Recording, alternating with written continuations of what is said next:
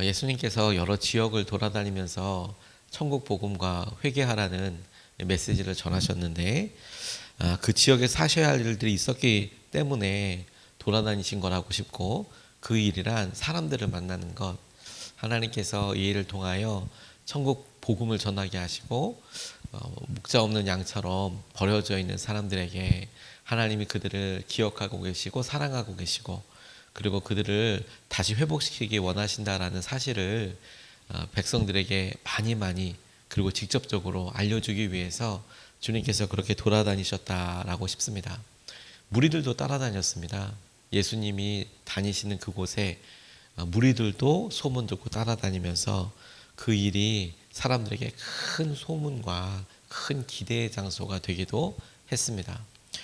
주님과의 만남은 사람들을 새롭게 했는데, 한 번의 만남이었지만 그 전과 후가 완전히 바뀐 사람들을 우리가 성경을 통해서 잘 보고 있습니다. 주님과의 만남이 주님께서 일으켜 주신 기사와 이적을 통해서도 이분이 하나님의 아들이시구나, 혹은 그분이 하시는 말씀을 통해서 하나님께서 우리에게 말씀하시는 거구나, 이렇게도 알게 되었지만, 그 모양과 그 모습을, 장면을 가만히 생각해 보면 하나님과 예수님과의 만남이, 예수님의 만남을 통해서 하나님의 사랑과 영광이 드러나게 될 때 사람들의 삶이 전과 후가 완전히 바뀌게 되더라는 것입니다. 그리고 그 주님과의 만남도 가만히 보면 기사와 이적으로만 설명될 게 아니라 아주 일상적인 하루였을지라도 주님이시기 때문에, 내가 만난 사람이 주님이시기 때문에 바뀌었다라는 점을 또 주목할 수 있어요.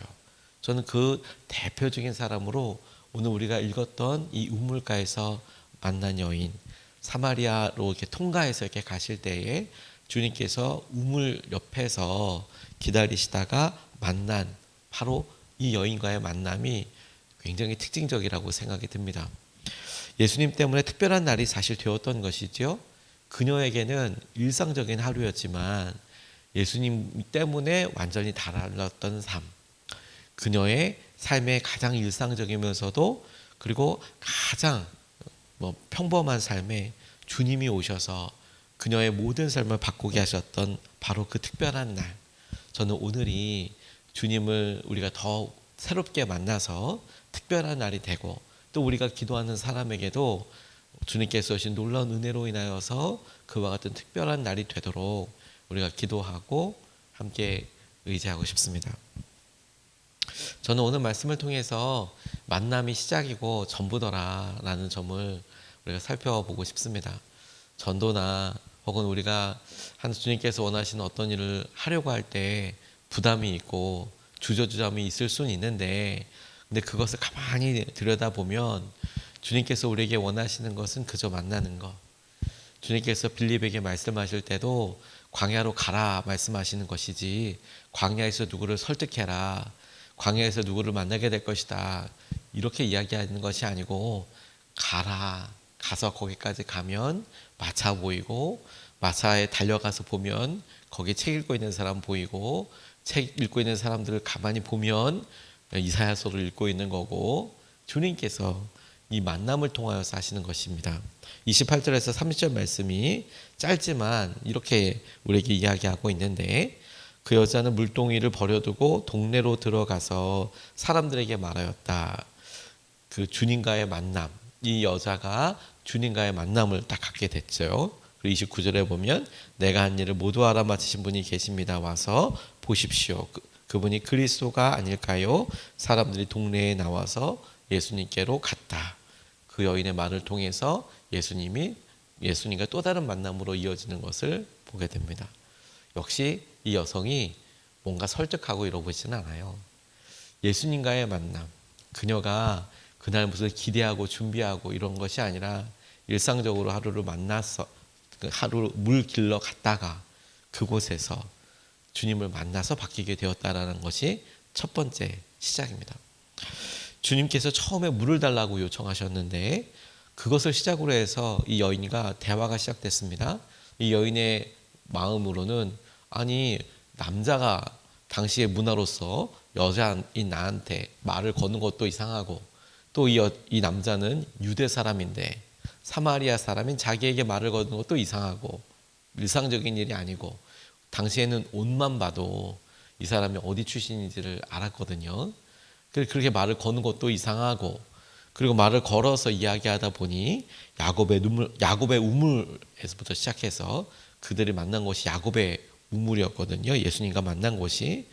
그렇게 얘기하다가 예배에 대한 이야기를 하고 우리 조상들은 이곳에서 예배드리고 뭐 이런 얘기할 때 신령과 진정으로 드려야 될 예배에 대해서 예수님이 말씀하시고 그리고 갑자기 영원히 목마르지 아니하는 샘물에 대해서 예수님이 소개하시니 마침내 그녀가 예수님께 그 물, 그 생수를 나도 먹게 해달라고 이 대화가 오고 가며 예수님과 이 여인과의 대화가 이렇게 오고 가면서 주님은 그녀에게 남편을 데리고 오라고까지 얘기하시게 됐어요.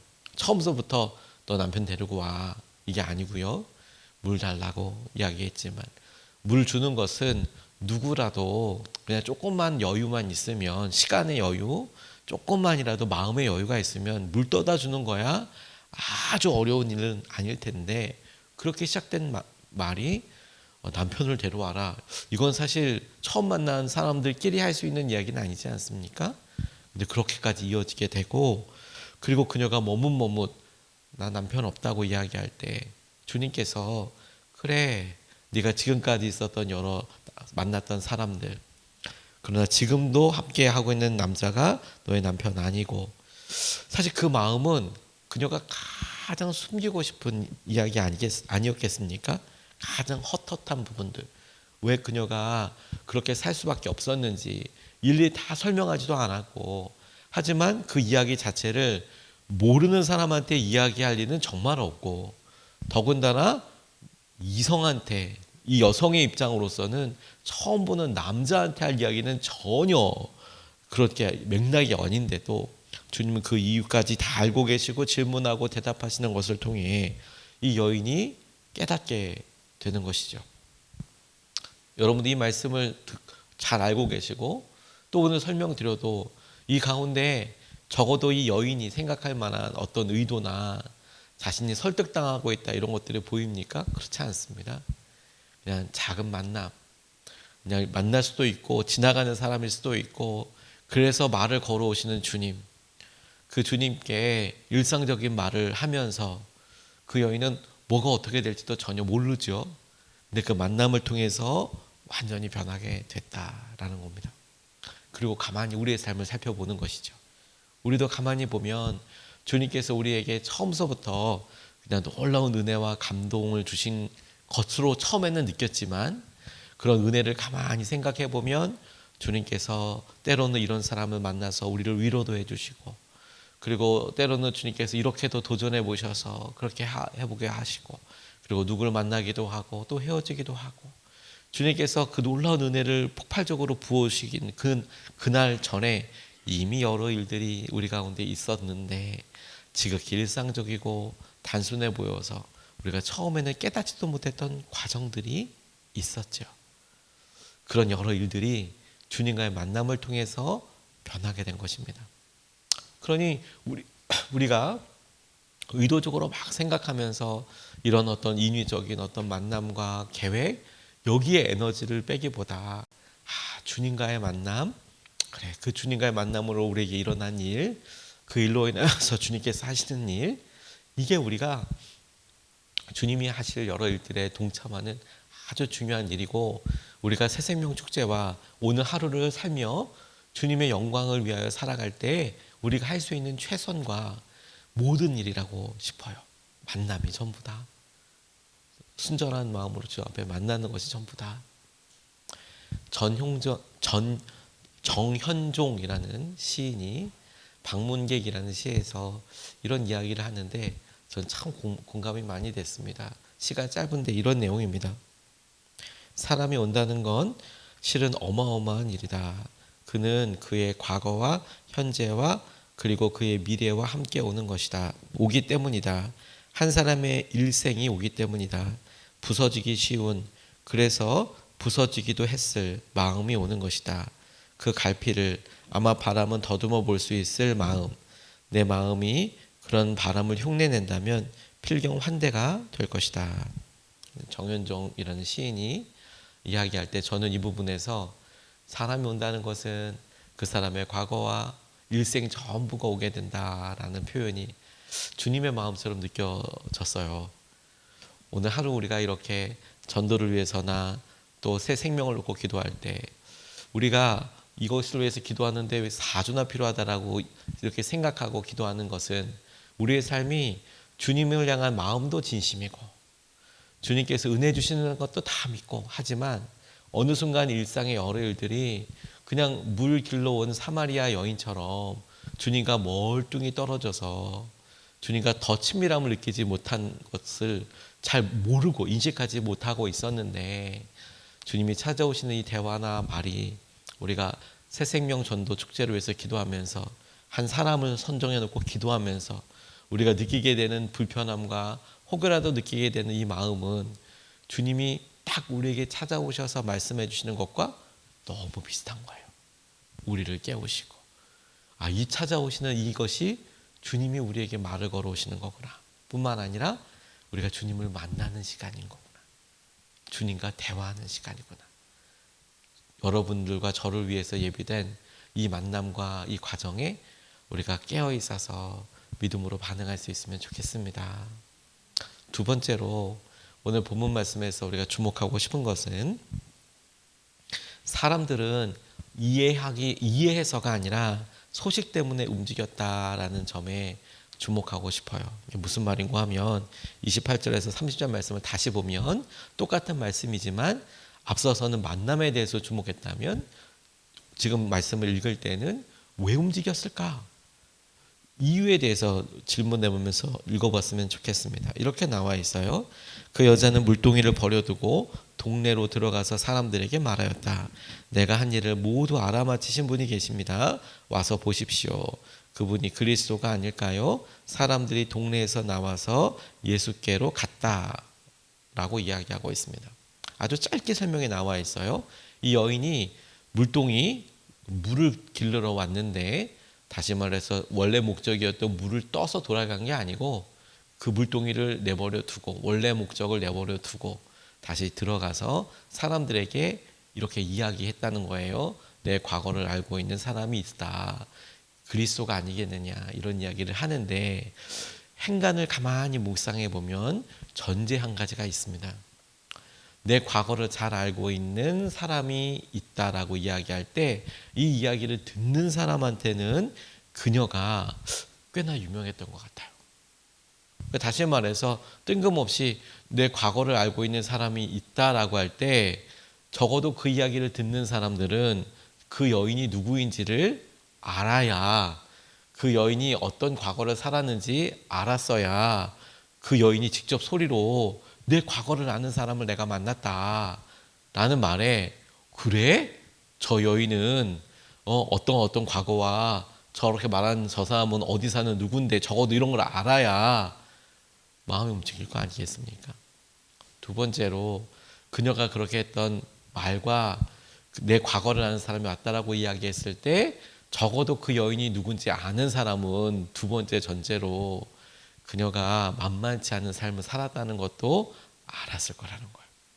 그게 우리가 행간을 통해서 알 수 있는 그녀가 하는 말을 통해서 적어도 그녀가 들어가서 내게 예수님 내가 이런 만남을 만났다라고 이야기할 때 그 이야기를 듣고 사람들이 움직일 때에 중요한 전제가 되겠더라고요. 사람들은 그녀가 누군지 알고 있었고 그녀를 알고 있었을 때 그 이유는 그 과거 때문이었다라는 것을 전제로 우리가 알 수 있죠. 온갖 소문들이 있었고 그 온갖 소문들의 핵심이 그녀라는 것도 알고 있었고 그리고 주님과의 대화를 통해서 또 한 가지 알 수 있죠. 그녀가 유명했던 이유는 그녀의 과거 때문이었고 그녀가 함께했고 만났던 사람들 때문이었다라는 것입니다. 그렇지 않습니까? 이 여인은 만남에 되게 목마른 사람이었던 것 같습니다. 다른 어떤 만남도 그러나 그녀를 시원하게 해주지 못했습니다.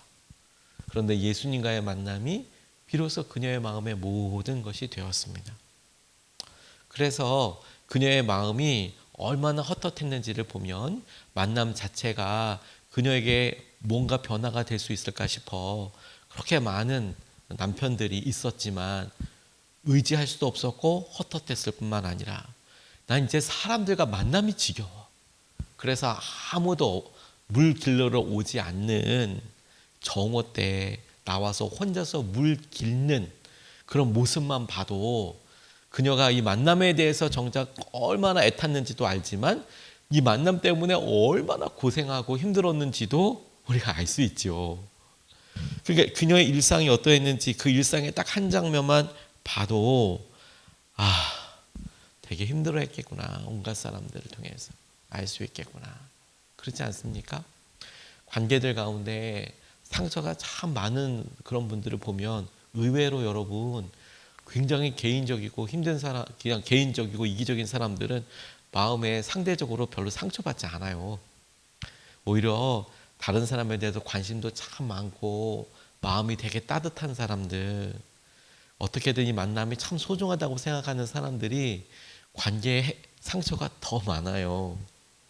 그래, 이 사람 내가 나한테 필요하고 혹은 나한테 참 중요하고 내가 사랑하고 사랑받는 관계, 그런 관계를 소중하게 여기는 사람들이 오히려 거꾸로 사람들 만남 때문에 치여서 어우 나 이제 사람도 만나기 싫어.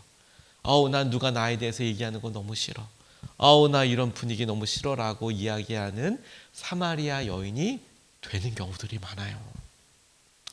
그리고 우리가 그 사람을 언제 만났을지 시점에 따라서 보면 오래전부터 알았다면 이 사람은 참 마음이 따뜻했는데 언제부터 이렇게 마음이 닫혀있는 것처럼 느껴졌을까.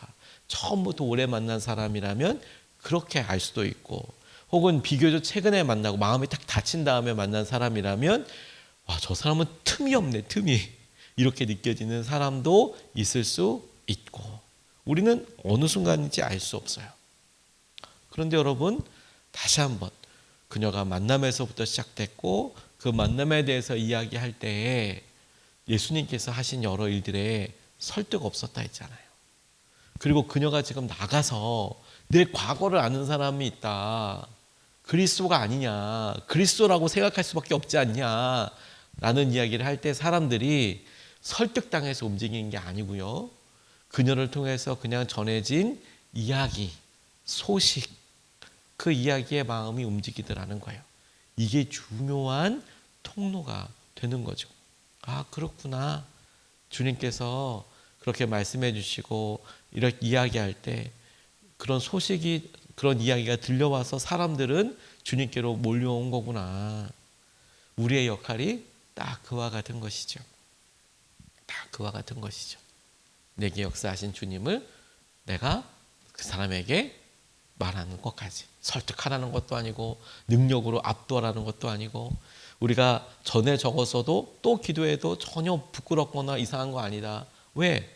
말을 한 번 해보고 두 번 해보고 10번 해볼 수 있지 않습니까? 우리 아이들에게도, 또 우리가 사랑하는 사람들에게도, 배우자에게도. 그게 무슨 흠결이 되겠어요? 중요한 것은 그렇게 하다가 어느 순간에 딸깍 주님을 이렇게 마음이 열리고 준비될 때에 주님께서 하실 것들을 우리가 같이 보게 되는, 그 일은 주님이 하시는 거거든요. 우리 역할은 딱 거기까지인 겁니다. 거기까지. 어느 한 남자분이 직장을 이렇게 다니시는데 직장 동료이자 상사인 분이 참 그렇게 상남자 스타일에 아주 시원시원하게 계획도 잘하시고 능력 있는 사람으로 그렇게 평가받는 분이 계셨대요. 그러니까 이런 분들은 되게 계획적이고, 그리고 본인이 되게 용의주도하게 일을 척척척척 해가니까 직장에서는 아주 인정받고 이렇게 막 밀어주는 그런 사람인데, 이렇게 주도적인 사람한테서 아주 가끔보다 조금 더 많이 발견되는 경향은 뭐냐면, 사람들한테 말을 좀 막 하는 경향들이 있는 경우가 왕왕 있더라고요. 그러니까 자기가 자신감 있게 일을 막 추진하면서 막 성과도 만들어내고 막 그게 진짜 막 일이 잘 되고 막 이러니까 그 직장에서 중요한 직책도 많이 맡게 되고 일을 맡게 되니까 평소 때 밥이라도 같이 먹고 차라도 마실 수밖에 없지 않습니까? 직장에 있으면 가만히 혼자서 초콜릿 까먹고 있다가 나오는 게 아니잖아요. 그리고 얘기할 때 보면 말을 좀 이제 좀 강력하게 막 주도적으로 이야기를 하는데, 업무에 대해서는 뭐 그래 당신 참 잘났습니다 이렇게 할 수 있지만 개인적인 영역에는 좀 힘들 수 있는 아마 이런 분이었나 봐요. 근데 이분이 아내 때문에 그렇게 되게 어려움을 겪으셨어요. 뭐 그냥 이렇게 뭐 심각하게 이야기하는 게 아니지만 얘기를 들어보면 정말 심각한 내용들을 하게 되는 거죠. 그것도 막 웃으면서 아무렇지도 않게 막 이렇게 이야기하는데 상남자 스타일에 씩씩하니까 그렇다고 뭐 대놓고 아무렇게나 하는 것도 아니지만 그걸 가까이서 이렇게 들으면서 지나가는 말이라도 하는 거 보면 저 뭐야? 그 내용이 뭐였냐면 아내가 공황장애였어요. 막 너무 힘들어하는 거죠. 그리고 그 시기가 너무 심했어요. 공황장애를 너무 심하게 알아서 아내가 바깥을 나오지도 못하고 버스도 못 타고 택시도 못 타고 지하철도 못 타고 근데 집에도 못 있어요. 혼자서. 그러니까 아무리 중요한 회의하고 있어도 아내한테 막 전화 와서 너무 무섭다고 너무 두렵다고 그런데 그러면 이분이 또 당장 아내가 그러니까 회의를 하다 말고도 잠깐만 미안하다고 그런 직장에서 나와서 본인이 직접 가서 아내한테 이야기를 해줘야 될 만큼 그렇게 아내가 너무 심각했어요.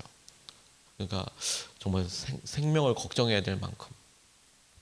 그러니까 아무리 바깥에서 인정받고 이렇더라도 그게 그걸 달하니까 어쩔 수 없더라고요. 그래서 막 와서 그렇게 하니까.